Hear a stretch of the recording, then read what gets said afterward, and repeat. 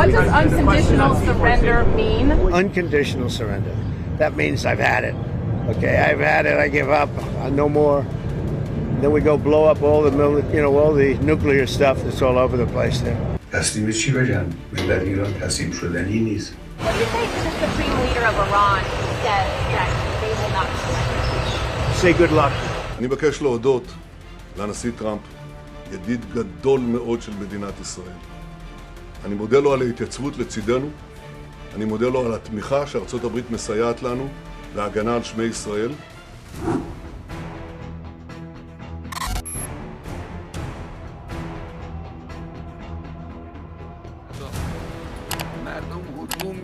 باید بم مصرف می‌کردن حالا هم این که اخیراً رئیس جمهور آمریکا زبان به تهدید گشوده با یک بیان سخیف و غیر قابل قبولی از ملت ایران صریحاً میخواد که بیایید تسلیم من بشید. وقتی انسان این چیزها رو مشاهده میکنه واقعاً تعجب میکنه. You are moving closer, you believe the U.S. is moving closer to striking Iranian nuclear facilities. Where's your mindset Well, obviously on I that? can't say that, right? But where's you your don't mindset seriously on think that? I'm going to answer that question. Will you strike the Iranian nuclear component? And what time exactly, sir? Sir, would you strike it? Would you please inform us so we can be there and watch? I mean, you don't know that I'm going to even do it. You don't know. I may do it. I may not do it. I mean, nobody knows what I'm going to do. I can tell you this, that Iran's got a lot of trouble and they want to negotiate. And I said, why didn't you negotiate with me before? All this death. Why didn't you negotiate with me 2 weeks ago? You could have done fine. You would have had a country. حادثه تهاجم ابلهانه و خباثت آلود رژیم صهیونیستی به کشورمون در حالی رخ داد که مسئولین دولتی با طرف آمریکایی And I was telling them, you gotta do something, you gotta negotiate. And at the end, last minute, they said, no, we're not going to do that, and they got hit. همینی هم که دوستان آمریکاییش وارد صحنه میشن و حرف میزنن نشانه ضعف و نشانه ناتوانی اوست. Have the Iranians reached out to you? Yes. And what did they say? I said, it's very late. You know? I said, it's very late to be talking. We may meet, I don't know, there's a big difference between now and a week ago, right? Big difference. I know locations run out. It's already run out. That's why we're doing what we're doing. And they made a mistake. Honestly, they made a mistake. We'll see. The next week is going to be very big, maybe less than a week, maybe less. They know what's happening. Maybe you could call it the ultimate ultimatum, right? What essentially was that, though? Oh, I don't want to say. Look, I mean, give me a break.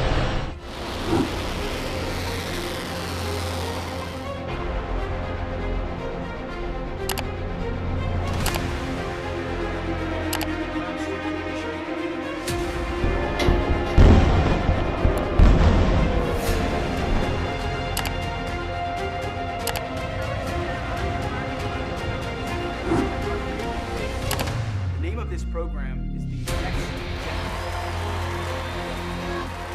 Some of your supporters are wary of the U.S. getting involved in another foreign war, and some believe that we should support. Do you ever ask a positive question at CNN? My supporters are more in love with me today, and I'm in love with them more than they were even at election time. Obviously, there's been a change from when you were pursuing a diplomatic negotiation. Yeah. Now, you seem very open to the idea of potentially taking U.S. action. Can you walk us through what contributed to that change, how you got to where you are in making your decision now? Well, I think it started the first night.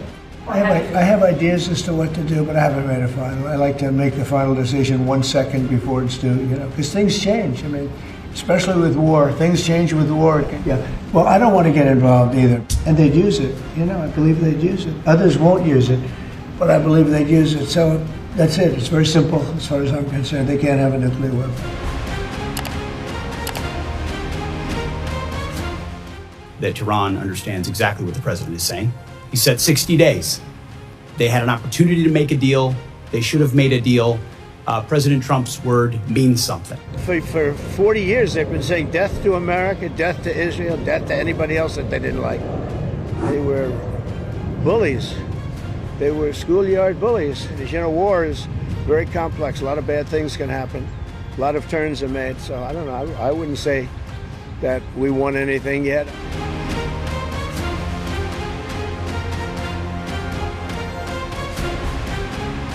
אזרחי ישראל היקרים, אנחנו ביום השישי של מבצע עם כלבי. אנחנו יצאנו למבצע הזה כדי להסיר שני איומים קיומיים על מדינת ישראל. אנחנו שולטים בשמי טהרן, אנחנו מכים בעוצמה אדירה במשטר האייתולות, אנחנו פוגעים בגרעין, בטילים, במפקדות, בסמלי השלטון. Well, I don't know how much longer it's going to go on.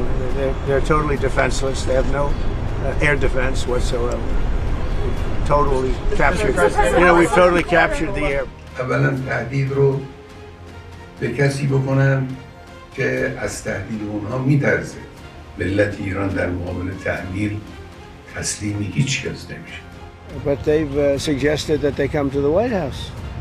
That's, you know, courageous, but, you know, it's like not easy for them to do. But they suggest, because I can't go now because of what's going on. We'll see if that happens. It's not that easy for them to come. They can't get out.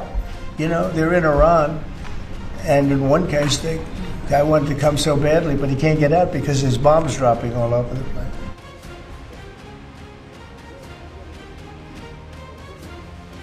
Нужно обеспечить интересы Ирана в области мирной атомной энергетики. И в то же время выйти на снятие озабоченности со стороны Израиля в отношении своей безопасности. Такие варианты, на мой взгляд, есть. Знаете, у меня надежда на то, что господин Трамп не только политик, не только человек, которому американский народ доверил судьбу своей страны, он еще и бизнесмен, и в этом я вижу большой плюс в том, что он все считает. И действительно, если бы, может быть, если бы Трамп был президентом, может быть, действительно бы этого конфликта бы не состоялось. Вполне допускаю. And I spoke to him yesterday, and I said, you know, he actually offered to help mediate. I said, do me a favor, mediate your own. Let's mediate Russia first, okay?